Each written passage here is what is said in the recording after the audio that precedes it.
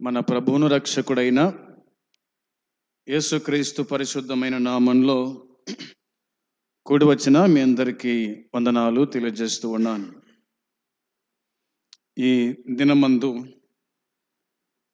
అపోస్తుడైన పౌలు ఎఫెసీయులకు రాసిన పత్రిక 2వ అధ్యాయము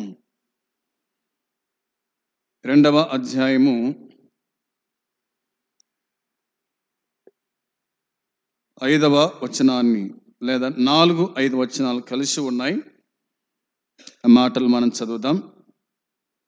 అయినను దేవుడు కరుణా సంపన్నుడై ఉండి మనము మన అపరాధముల చేత చచ్చిన వారమై ఉండినప్పుడు సైతం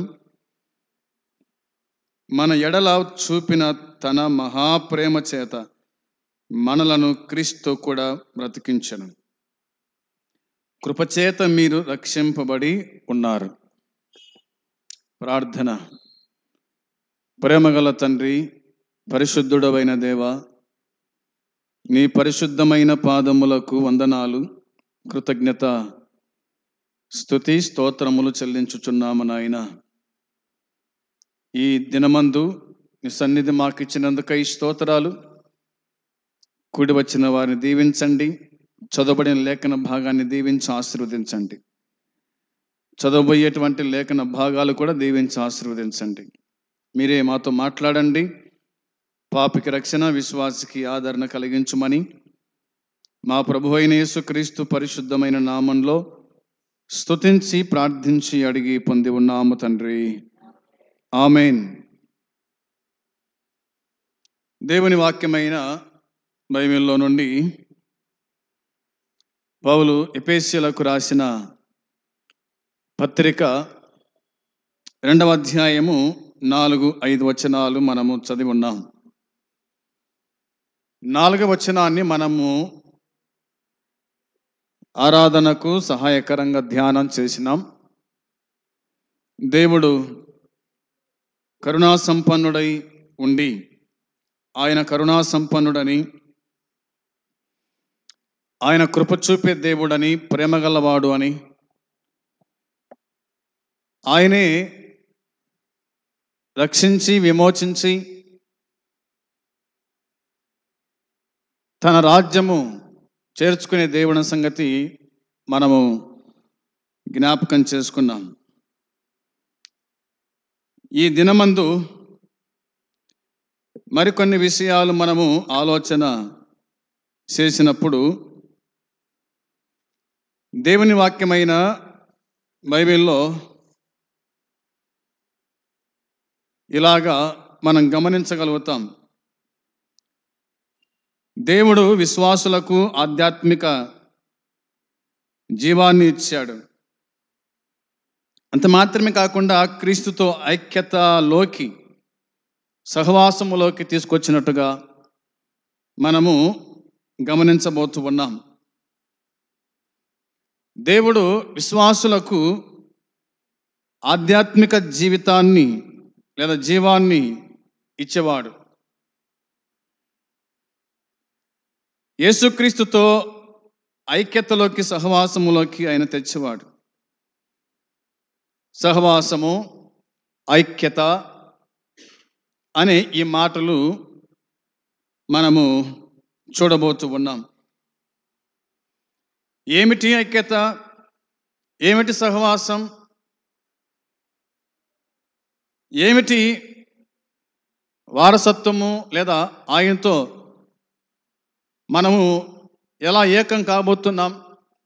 ఆయన మనకు ఎలాగా తండ్రి కాబోతున్నాడు? మనం ఎలాగా ఆయన కుమారులు కాబోతున్నామో యోహాను సువార్త 1వ అధ్యాయము 12-13 వచనాలు మనకు జ్ఞాపకం తీసుకొని వస్తాయి. యోహాను సువార్త 1వ అధ్యాయము 12-13 వచనాలు చదవాలి. తన్ను ఎందరు అంగీకరించురో వారికందరికీ, అనగా తన నామమునందు విశ్వాసం ఉంచిన వారికి దేవుని పిల్లలు అగుటకు ఆయన అధికారము అనుగ్రహించెను. వారు దేవుని వలన పుట్టిన వారే గాని రక్తము వలనైనను శరీరేచ్ఛ వలనైనను మానుషేచ్ఛ వలనైనను పుట్టినవారు కాదు. ఈ 2 వచనాలు మనము గమనించి చూడగా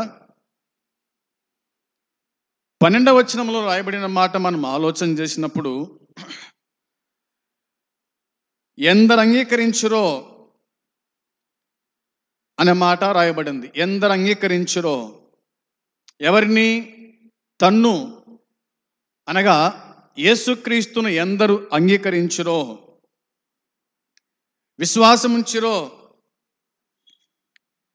వారిని ఆయన రక్షించిన దేవుడుగా మనం చూస్తాం. అంగీకరించిన వారిని, విశ్వాసముంచిన వారిని దేవుని పిల్లలు అని ఆయన పిలిచినాడు. మనము దేవుని పిల్లలము.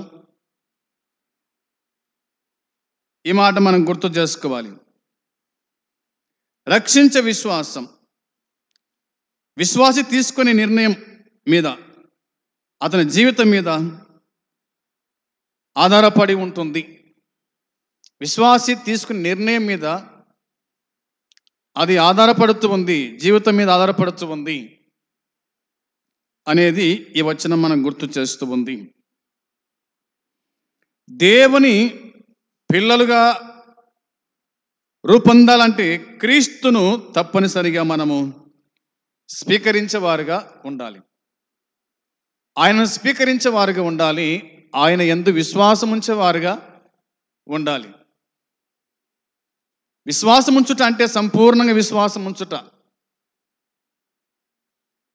అందరు విశ్వాసం ఉంచుతారు కానీ కొందరి విశ్వాసములో ముందు కొనసాగుతారు. కొందరి విశ్వాసము అక్కడికే స్టాప్ అవుతూ ఉంటుంది. సంపూర్ణంగా విశ్వాసం ఉంచుట, స్వీకరించుట, మరి రూపుదిద్దుకొనుట, ఆయన రూపాంతములోకి మార్చబడుట అనేది మనకు అర్థమవుతూ ఉంది. దేవుని పిల్లలు అంటే క్రీస్తును నమ్మిన వారికి మాత్రమే దేవుని పిల్లలు అనే పేరు. దేవుని పిల్లలు అనే పేరు. మరి దత్తపుత్రులుగా అనే మాట, దత్తపుత్రులుగా మారే అవకాశం ఉంది, హక్కు లభిస్తుంది. ఆయనను స్వీకరించినప్పుడు వారు మరో జన్మను పొంది దేవుని పిల్లలవుతారు. వారు మరో జన్మను పొంది దేవుని పిల్లలవుతారు. దాని గురించి యోహాను సువార్త 3వ అధ్యాయంలో నికోదేముతో ప్రభు మాట్లాడుతూ చెప్పాడు. ఒకడు కొత్తగా జన్మిస్తే తప్ప అన్నాడు. ఒకడు కొత్తగా జన్మిస్తేనే కానీ దేవుని పిల్లలు అయ్యే అవకాశం లేదు అన్నాడు. అవునా? ఒకరు కొత్తగా జన్మిస్తేనే కానీ అతడు దేవుని రాజ్యమును చూడలేడని నీతో నిశ్చయంగా చెప్పుచున్నాను. నీతో నిశ్చయంగా చెప్తున్నాను. నికోదేముతో ప్రభు చెప్పిన మాట. అందును బట్టి మనము వాక్యాన్ని పరిశీలన చేసినప్పుడు దేవుని పిల్లలు అనే మాట కనిపిస్తుంది. ఈ విషయాలు గుర్తుంచుకుందాం. ప్రతివారు దేవుని పిల్లలు కానేరరు. ఎవరు దేవుని పిల్లలు అవుతారంటే తన్ను ఎందరు అంగీకరిస్తారో వాళ్ళు మాత్రమే దేవుని పిల్లలు అవుతారు. అందరూ కాలేరు. లోకములో చాలామంది ఉన్నారు. అందరు దేవుని పిల్లలేనా అంటే కాదు. ఎందరు అంగీకరిస్తారో, ఎందరు విశ్వాసం ఉంచుతారో, ఎందరు తన రూపాంతరం పొందుతారో, ఆయనలోకి వస్తారో వాళ్ళు మాత్రమే దేవుని పిల్లలయ్యే అవకాశం వారికి ఉంది అన్న సంగతి దేవుని వాక్యం గుర్తు చేస్తూ ఉంది. ఇక 3వ వచనం రాయబడిన మాట 13వ వచనంలో, వారు దేవుని వలన పుట్టిన వారే గాని రక్తము వలనైనను శరీరేచ్ఛ వలనైనను మానుషేచ్ఛ వలనైనను పుట్టినవారు కారు. మానుషేచ్ఛ వలనైనను పుట్టినవారు కారు అంటే క్రీస్తు మరణము ద్వారా మనకు రక్షణ సంపాదించాలన్న ఆంక్ష దేవునికి ఉంది. దేవునికి ఉంది అనేది మనకు అర్థమవుతుంది. కాబట్టి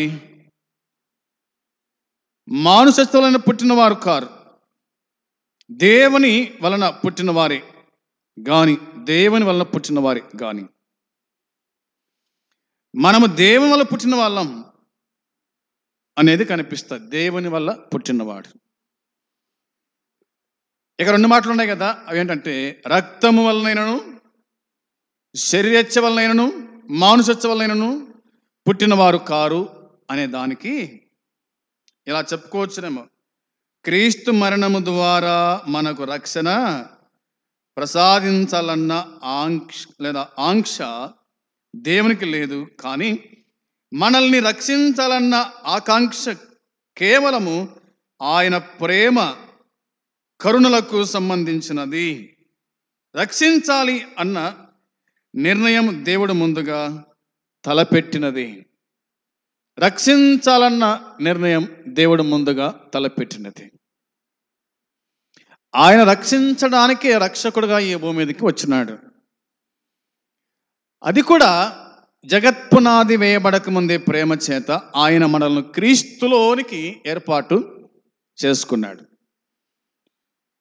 ఈ నిర్ణయం ఇప్పటిది కాదు, జగత్పునాది వేయబడక ముందే అన్న సంగతి దేవుని వాక్యం మనకు గుర్తు చేస్తూ ఉంది.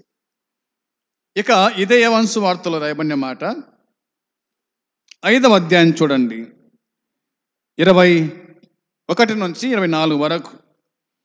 5వ అధ్యాయం 21 నుంచి మనము గమనించి చూడగా దేవుని వాక్యం మనకి ఇలాగా చెబుతూ ఉంది.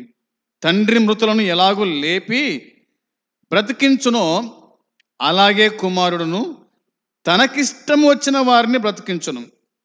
తండ్రి ఎవనికిని తీర్పు తీర్చడు గాని తండ్రిని గణపరచునట్లుగా అందరును కుమారుని గణపరచవలెనని తీర్పు తీర్చుటకు సర్వాధికారము కుమారునికి అప్పగించి ఉన్నాడు. కుమారుణ్ణి గణపరచని వాడు ఆయనను పంపిన తండ్రిని గణపరచడు. నా మాట విని నన్ను పంపిన వాని యందు విశ్వాసముంచువాడు నిత్య జీవం గలవాడు.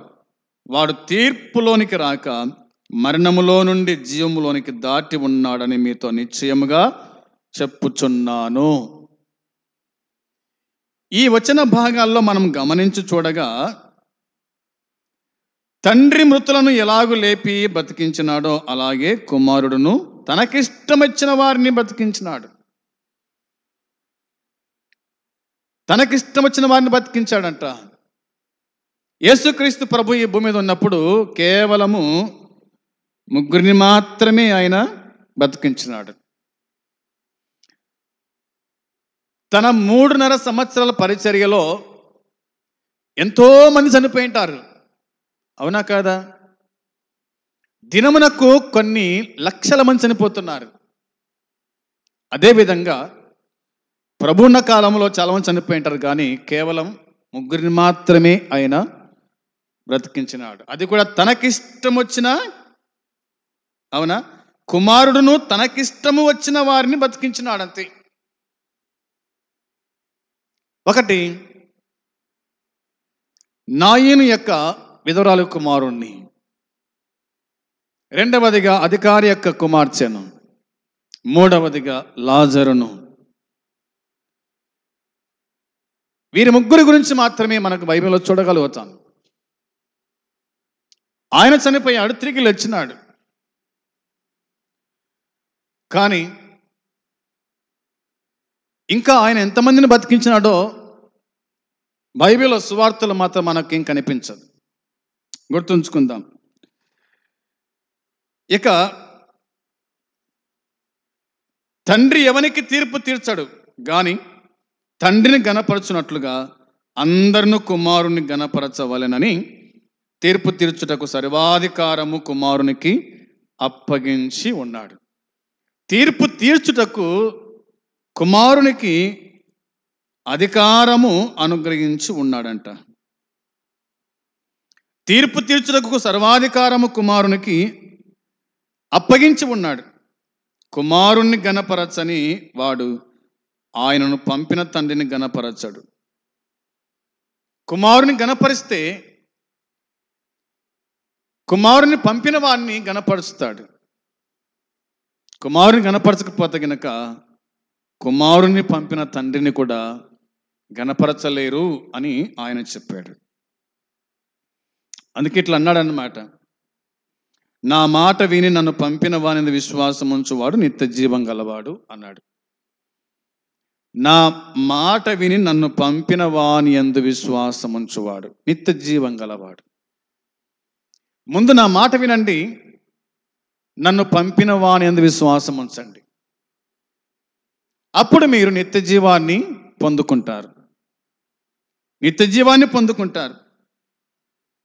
నిత్య జీవం, నిత్యం ఉన్నటువంటి జీవితం, నిత్యరాజ్యము ఆయన మనకు అనుగ్రహిస్తాడు. ఆ నిత్యరాజ్యములో స్థిరకాలము కూడా మనము ఆయనతో ఉంటామన్న సంగతి వాక్యం చెబుతూ ఉంది. తర్వాతి మాట మనం చూడగా, వాడు తీర్పులోనికి రాక మరణములో నుండి జీవములోనికి దాటి ఉన్నాడని మీతో నిశ్చయముగా చెప్పుచూ ఉన్నాను. వాడు తీర్పులోనికి రాక, ఎవరైతే ప్రభు మాట వింటారో, ఎవరైతే తండ్రి యందు విశ్వాసం ఉంచుతారో వారు తీర్పులోకి రారంట. తీర్పులోకి రాక ఏముంది, మరణములో నుండి జీవములోనికి దాటి ఉన్నాడని మీతో నిశ్చయముగా చెప్పుచున్నాను. దాటుట, మరణంలో నుంచి జీవములకు దాటుట. ఒక సైడు మరణం, రెండవ సైడు జీవం. విశ్వాసముంచిన వాడు దాటుట. అయితే విశ్వాసముంచని వారు దాటలేరు. మీకును మాకును మధ్య మహా అగాధముంచబడింది అన్నాడు అబ్రాహాము ధనవంతునితోనికి. ఎప్పుడు అంటే చనిపోయిన తర్వాత. చనిపోకముందు దాటాల, ఇతడు చనిపోయిన తర్వాత దాటాలనుకుంటున్నాడు. సాధ్యమవుతుందా? కాదు. ఒకవేళ దాటాలను చూస్తే కనుక దాటలేడు, అగాధములో పడతాడు. అగాధము అనగా అడుగులేని స్థలం. అది అడుగులేని స్థలంలో పడినప్పుడు ఎట్టబోతాడో తెలియదు, ఎక్కడికి పోతాడో తెలియదు. అందుకే దేవుని మాట వినండి, దేవుని మాట ప్రకారంగా జీవించండి, అలా ప్రవర్తించండి అని దేవుని వాక్యం మనకు స్పష్టంగా తెలియచేస్తూ ఉంది. ఇక రోమీలకు రాసిన పత్రిక చూస్తే, రోమీలకు రాసిన పత్రిక పౌలు 5వ అధ్యాయము 17వ వచనం చూడాలి. 5వ అధ్యాయము 17వ వచనాన్ని చూడండి ఒకసారి. వాక్యం చెప్తున్న మాట గమనించాలి. మరణము ఒకని అపరాధం మూలమున వచ్చినదై ఆ ఒకని ద్వారానే ఏలిన ఎడల కృపాబాహుల్యమును నీతి దానమును పొందువారు జీవము గలవారై మరి నిశ్చయముగా యేసుక్రీస్తును ఒకని ద్వారానే ఏలుదురు అనే మాట వ్రాయబడింది. రోమా పత్రిక 5వ అధ్యాయము 17వ వచనం మనం చూడగా, మరణము ఒకని అపరాధము వలన వచ్చినదై. మరణం ఎలా వచ్చినట్ట? ఒకని అపరాధం వలన. ఆ ఒక్కడు ఎవడు, లేదా ఆ ఒక్కరు ఎవరు అంటే ఆయనే ఆదిమ ఆదాం. ఆజ్ఞ అతిక్రమించినాడు, పాపం చేశాడు, పాపం వల్ల వచ్చే జీతం మరణం. మరణించినాడు. ఎలా మరణించినాడు? శరీరపరంగా మరణించినాడా, ఆత్మపరంగా మరణించినాడా అంటే ఆత్మపరంగానే మరణించాలని చెప్పుకోవాలి. దేవుని మాట విన్నంత కాలము మహిమ దేహాన్ని ధరించినాడు. దేవుని మాట ఎప్పుడైతే మీరినాడో అప్పుడు మహిమ శరీరం పోయింది. ఇప్పుడు మామూలు శరీరం, మట్టి శరీరం కనిపించింది. తాను మరణించినాడు. మీరు ఆ పండు తిను దినమున నిశ్చయముగా మీరు చచ్చెదరు అని ఆజ్ఞాపించాడు దేవుడు. దేవుడు అబద్ధికుడు కాదు కదా, ఆయన అబద్ధం ఆడేవాడు కాదు. అబద్ధం ఆడేవాడు దేవుడు ఎలాగైతాడు? మోసం చేసేవాడు దేవుడు ఎలాగైతాడు? అబద్ధాలాడేవాడు దేవుడు అవుతాడా? కానే కాదు. అది గుర్తుంచుకోవాలి. కాబట్టి మరణం ఒకని అపరాధం మూలమున వచ్చిందై ఆ ఒకని ద్వారానే ఏలిన ఎడల కృపాబాహుల్యమును నీతి ద్వారమును పొందువారు జీవము గలవారై మరి నిత్యముగా యేసుక్రీస్తును ఒకని ద్వారాని ఏలుదురు అనే మాట కనిపిస్తుంది. ఇక చాలా వచనం మనకు కనిపిస్తాయి. కింద వచనం మనం చూస్తే కనుక ఇలా రాయబడింది కదా, వచనం 18లో, కాబట్టి తీర్పు ఒక అపరాధం మూలమున వచ్చిందై మనుషులందరికీ శిక్ష విధి కలుగుటకు ఎలాగూ కారణమైనో అలాగే ఒక పుణ్య కార్యము వలన కృపాదానము మనుషులందరికీ జీవప్రదమైన నీతి విధింపబడుటకు కారణమాయను. 19వ వచనం, ఏలైనగా ఒక మనుషుని అవిధేయత వలన అనేకులు పాపులుగా ఎలాగూ చేయబడిరో అలాగే ఒకని విధేయత వలన అనేకులు నీతిమంతులుగా చేయబడుదురు. ఒకని అపరాధం వలన అనేకులు అపరాధులైనారు. అవునా? ఒక మనుషుని అవిధేయత వలన అనేకులు పాపులుగా చేయబడ్డారు. అలాగే ఒకని విధేయత వలన అనేకులు నీతిమంతులుగా చేయబడ్డారు. ఆదిమ ఆదాము అవిధేయత అనేకులను పాపులుగా చేసింది. కడపటి ఆదాము మన ప్రభు అయిన యేసుక్రీస్తు విధేయత వలన అనేకులు నీతిమంతులుగా తీర్చబడినారు అని మనకు అర్థమైన విషయం. ఈ విషయాన్ని గుర్తు చేసుకుందాం. ఇక ఇదే రోమా పత్రికలో రాయబడిన మాట చూస్తే 6వ అధ్యాయము 4వ వచనం, 6వ అధ్యాయము 4, 5, 6, 7, 8 వచనాలు మనం చూడాలి. కాబట్టి తండ్రి మహిమ వలన క్రీస్తు మృతుల నుండి ఎలాగో లేపబడెనో అలాగే మనమును నూతన జీవము పొందిన వారమై నడుచుకున్నట్లు మనము బాప్తీసము వలన మరణములో పాలు పొందుటకై ఆయనతో కూడా పాతి పెట్టబడితిమి అని ఉంది. ఈ 4వ వచనం మనం గమనించగా తండ్రి మహిమ వలన క్రీస్తు మృతుల నుండి ఎలాగో లేపబడెను. క్రీస్తు మృతుల నుంచి లేపబడ్డాడంట తండ్రి మహిమ వలన. అలాగే అన్నమాట ఉంది, మనమును నూతన జీవము పొందిన వారమై నడుచుకున్నట్లు మనము బాప్తీసము వలన మరణములో పాలు పొందుటకై ఆయనతో కూడా పాతి పెట్టబడితిమి. బాప్తీసము అనగా పాతి పెట్టబడుట, పాత జీవితాన్ని పాతి పెట్టుట,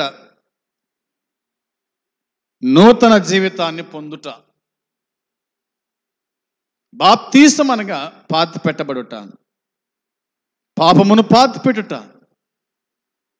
అపరాధము పాతి పెట్టుట. మనం కూడా ఆయన మరణములో పాలిభాగస్థులమైన అని ఉంది.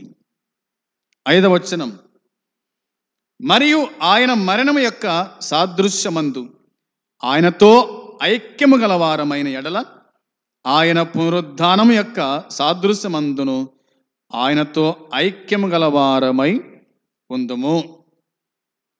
ఆయన మరణం యొక్క సాదృశ్యమందు ఆయనతో ఐక్యం గలవారమైన ఎడల అన్నాడు. ఆయన పునరుద్ధానం యొక్క సాదృశ్యమందును ఆయనతో ఐక్యము గలవారమై ఉంటాం. ఐక్యము గలవారమై, ఐక్యత గలవారమై ఉంటాము అని మనకు అర్థమైన విషయం. 6వ వచనం, ఏమనగా మనమింకను పాపమునకు దాసులము కాకుండుటకు పాప శరీరము నిరర్ధకమగునట్లు మన ప్రాచీన స్వభావము ఆయనతో కూడా సిలువ వేయబడినని ఎరుగుదుము. మన ప్రాచీన స్వభావము, మన ప్రాచీన స్వభావము ఆయనతో కూడా సిలువ వేయబడినని ఎరుగుదుము. 7వ వచనం, చనిపోయిన వాడు పాప విముక్తుడని తీర్పు పొంది ఉన్నాడు. అవునా? చనిపోయిన వాడు పాప విముక్తుడని తీర్పు పొంది ఉన్నాడు. మనము క్రీస్తు కూడా చనిపోయిన ఎడల మృతుల్లో నుండి లేపిన క్రీస్తు ఇకను చనిపోడనియు, మరణమునకు ఇంకను ఆయన మీద ప్రభుత్వము లేదనియు ఎరిగి ఆయనతో కూడా జీవించుదమని నమ్ముచున్నాం. ఈ 2 వచనాలు మనం ఆలోచన చేయగా ఇలాగా దేవుని వాక్యం చెబుతోంది. మనము క్రీస్తు కూడా చనిపోయిన ఎడల, క్రీస్తు కూడా చనిపోవుట, మృతుల నుండి లేచిన క్రీస్తు ఇకను చనిపోయాడు, మృతుల నుండి లేచిన క్రీస్తు ఇకను చనిపోడనియు. ఆయన లేచిన తర్వాత మళ్ళీ చనిపోతాడా? కాదు. ఒకేసారి చనిపోయినాడు, ఆయన తిరిగి లేచినాడు, ఇక మళ్ళా ఆయన ఏమాత్రం చనిపోడు. మరణమునకు ఇకను ఆయన మీద ప్రభుత్వము లేదు. ఆయన మరణపు ముళ్ళు విడిచినాడు. ఓ మరణమా నీ విజయం ఎక్కడ? ఓ మరణమా నీ ముళ్ళెక్కడ? ఆయన మరణపు ముళ్ళను విడిచేసినాడు. ఇక మరణము ఆయన మీద ఏమాత్రం ప్రభుత్వము చేయదు. అదే కోణములో ఆయనతో కూడా జీవించుదామని మనము నమ్ముచున్నాం. ఆయనతో కూడా మనం జీవిస్తాం, ఆయనతో కూడా మనం ఉంటాం అన్నది ఈ వచనం మనకు జ్ఞాపకం చేస్తూ ఉంది. కాబట్టి ఆయన మనకు చేసినటువంటి ఉపకారం, మేళ్ళు ఇవన్నీ మనం తలంచగా ఆయనలో ఐక్యత, ఆయనతో సహవాసం మనకెంతో బలాన్ని ఇచ్చేటువంటిది. ఇది ఆయనతో సహవాసము చేయుట, దేవునితో సహవాసము చేయుట, దేవునితో ఐక్యత కలిగి ఉండుట, అది మనకు బలాన్ని ఇస్తుంది. నేను ప్రభువుతో సహవాసం చేస్తున్నాను, నేను ప్రభువుతో ఐక్యత కలిగి ఉన్నాను, మా ఇద్దరి మధ్య వీడిపోని బంధం ఉంది.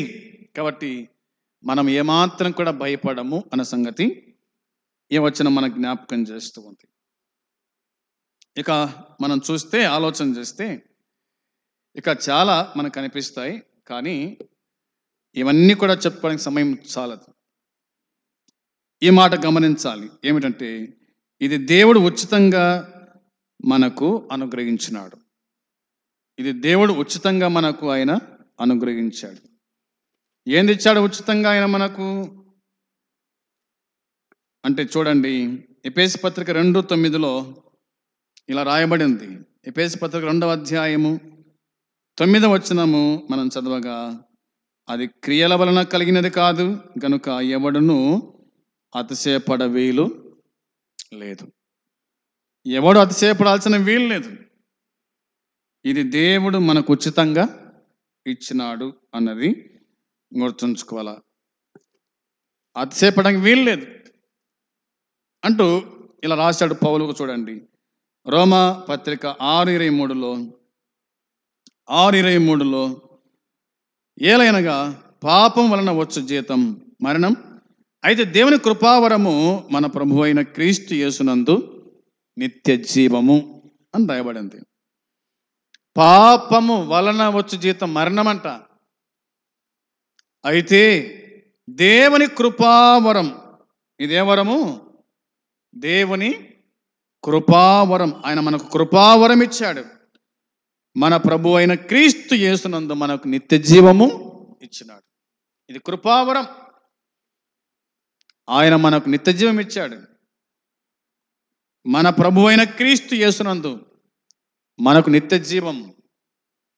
నిత్య జీవం అంటే నిత్యము ఆయనతో మనం ఉంటాం, నిత్యం ఆయనతో మనం ఉంటాం, నిత్యరాజ్యములో ఆయనతో మనం ఉంటాం అన్న సంగతి దేవుని వాక్యం మనకు జ్ఞాపకం చేస్తుంది. ప్రియమైన వారులారా, ఈ సమయమందు మనం గమనించవలసిన మాట, గుర్తించవలసిన మాట ఏమిటంటే, దేవుని వాక్యం చెబుతుంది, దేవుడు విశ్వాసులకు ఆధ్యాత్మిక జీవాన్ని ఇచ్చి క్రీస్తుతో ఐక్యతలోకి, సహవాసములోకి తెచ్చినటువంటి వాడుగా మనం చూస్తాం. ఈ విషయాలు గమనించి ఒకవేళ ఇంకా ప్రభునందు విశ్వాసం ఉంచకపోతే, మారు మనసు పొందకపోతే, రక్షణ పొందకపోతే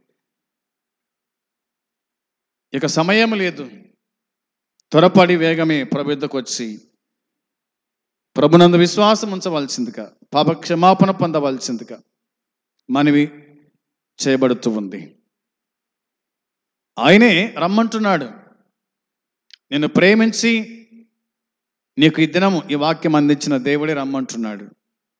ఆయన పిలిచినప్పుడే వచ్చి పాప క్షమాపణ పొందితే, మనసు మార్చుకుంటే దేవుడు మరణం నుండి తప్పిస్తాడు, జీవాన్ని దయచేస్తాడు, పాతాళం పోకుండా పరలోకానికి తీసుకుని వెళ్తాడు. నిత్య రాజ్యములో నిత్యము మనము ఆయనతో కూడా ఉంటాము అనే సంగతిని గుర్తుంచుకోవాల్సిందిగా ప్రేమతో మీకు మనవి చేస్తూ ఉన్నాను. అట్టి కృప దేవుడు మనకు అనుగ్రహించును గాక. ఆమేన్. ప్రార్థన చేద్దాం. ప్రేమగల తండ్రి, పరిశుద్ధుడవైన దేవా, నీ పాదములకు నాయన వందనాలు, కృతజ్ఞతలు, స్తుతులు, స్తోత్రం చెల్లించుకుంటున్నాం. ఈ సమయమందు మీరు అందించినటువంటి లేఖన సత్యాలను బట్టి స్తోత్రాలు. ఎంతమంది విన్నారో వారి జీవితాల్లో కార్యం జరిగించి ప్రతిఫలము దయచేసి కాపాడి కృప చూపించుమని మీకు అప్పగించుకుంటూ ప్రభు అయిన యేసుక్రీస్తు నామములో ప్రార్థించుచున్నాము తండ్రి. ఆమేన్. పరలోకమందున తండ్రి ప్రేమ, మన ప్రభు అయిన యేసుక్రీస్తు కృప, పరిశుద్ధాత్మ సన్నిధి సహవాసము కూడి వచ్చిన మనకు సకల పరిశుద్ధులకు ఇప్పుడు ఎల్లప్పుడు సదాకాలము తోడై ఉండును గాక. ఆమేన్. మంచిది. అందరికీ వందనాలు.